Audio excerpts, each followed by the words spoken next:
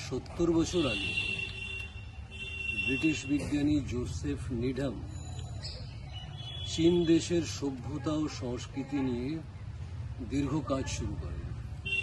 তার ফলশ্রুতি হিসেবে প্রায় আজ অব্দি যতদূর আমার মনে পড়ছে 25 খণ্ড বই বেরিয়েছে, history and civilisation of China.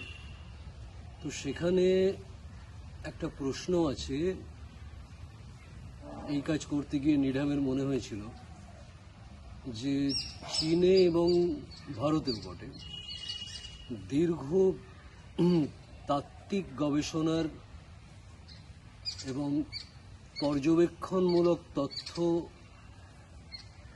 আহরণ করার যে পদ্ধতি সেটা থাকা সত্ত্বেও বিজ্ঞান বলে আজকে আমরা যেটা বুঝি সেটা কেন চীনে বা ভারতে না হয়ে পশ্চিম ইউরোপে হলো সপ্তদশ শতকে।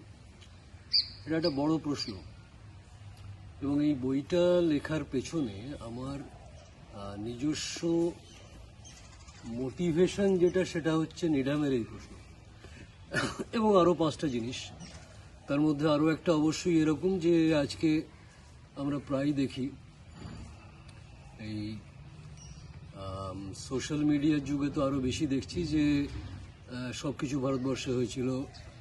নিউটনের 2000 বছর আগে এখানে গ্র্যাভিটির কথা জানা ছিল, আর্যভট্ট জিরো আবিষ্কার করেছিলেন, এরকম আর কি, কনাদ অ্যাটম আবিষ্কার করেছিলেন, অল ননসেন্স। তো এটাও একটা মোটিভেশন ছিল যে এই দুটো প্রশ্নের একসাথে অ্যাড্রেস করে যদি কোনো একটা লেখা তৈরি করা যায়। তো শুরুটা হয়েছিল খুব হামলি একটা, যে ছোটোখাটো কোনো একটা প্রবন্ধ মতো লেখা যেতে পারে, তো সেরকম অনেক লিখেওছি। কিন্তু এই বইটা হচ্ছে এই প্রশ্ন দুটোর বিশদ একটা উত্তর দেওয়ার চেষ্টা করেছি যে কিভাবে কোনো সংস্কৃতিতে কোনো প্রশ্ন উঠতে পারে, তাত্ত্বিক প্রবণতা বলতে কি বোঝায় বা তাত্ত্বিক পরিসর বলতে কি বোঝায়, এবং সেই তাত্ত্বিক পরিসরে যখন কোনো প্রশ্ন ওঠে সে প্রশ্নের পরিণতি কীরকম হতে পারে, এবং সেই প্রশ্নের পরিণতিটা নির্ভর করে বিভিন্ন সংস্কৃতির তাত্ত্বিক পরিসরের ব্যাপ্তির উপরে, এবং তার আরও অনেক চরিত্র লক্ষণ আছে যেগুলো এই বইতে আমি আলোচনা করেছি। এবং মূলত সেখানে আমাকে আলোচনা করতে হয়েছে দীর্ঘ কলোনিয়াল পিরিয়ড, যে সময়তে আমাদের ইতিহাসটাকে নতুন করে বোঝার একটা উদ্যোগ দেখা দিয়েছিল ব্রিটিশ ঐতিহাসিক এবং ভারততাত্ত্বিকদের মিলিত উদ্যোগে, এবং তারপরেতে যথারীতি যেভাবে আমরা তার সাথে রিয়্যাক্ট করেছি, তার সাথে রেসপন্স করেছি সেই উদ্যোগেতে, সেই জিনিসটা কিছুটা আলোচনা করে তারপরেতে আমরা মূল পর্বে গেছি, যে পর্বটা হচ্ছে যে আমাদের এখানেতে তত্ত্বধারাটা কিভাবে তৈরি হয়েছিল এবং ভারতীয় বিজ্ঞান বলতেই বা কী বোঝায়। প্রকৃতপক্ষে ভারতীয় বিজ্ঞান কথাটাও মিসলিডিং। বিজ্ঞান কথাটা আমাদের এখানে অন্য অর্থে ব্যবহৃত হতো, কিন্তু যে অর্থে বিজ্ঞান আজকে আমরা বুঝি ভারতবর্ষে বিজ্ঞান কথাটার অর্থ তা নয়। তো ফলে ভারতীয় বিজ্ঞান কথার মধ্যেও মিসলিডিং টিউন আছে, যেটাকে আমরা উল্লেখ করেছি। এবং প্রশ্ন হচ্ছে যে ভারতীয় বিজ্ঞান বলে যদি কিছু থেকেও থাকে, আমি কোট আনকোট বিজ্ঞান বলছি, যেখানে ভারতীয় বিজ্ঞানের ধরনটা অন্য ছিল।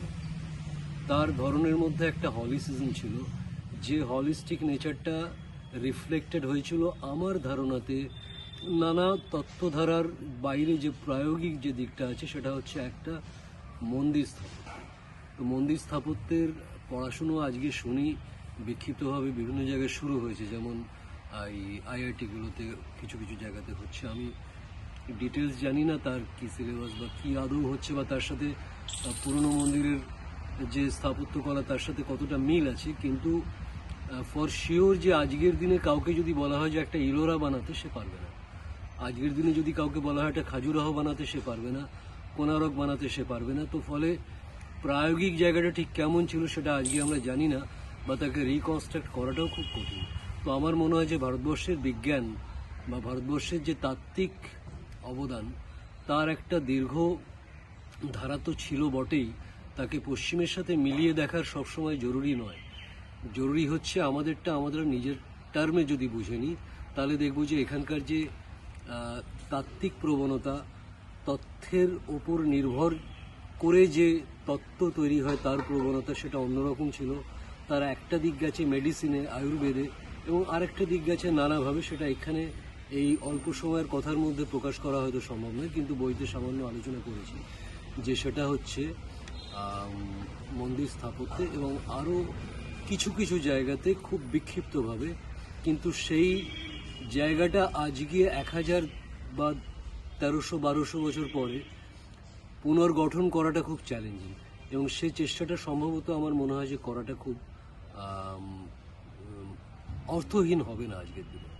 তো আপনারা বইটা পড়ুন, আমার মনে হয় যে কিছু প্রশ্ন জাগবে এবং আগ্রহ জাগবে ভারতের বিজ্ঞান এবং ইতিহাসে, এবং সেটাতেই আমার পরিশ্রম সার্থক হবে। নমস্কার।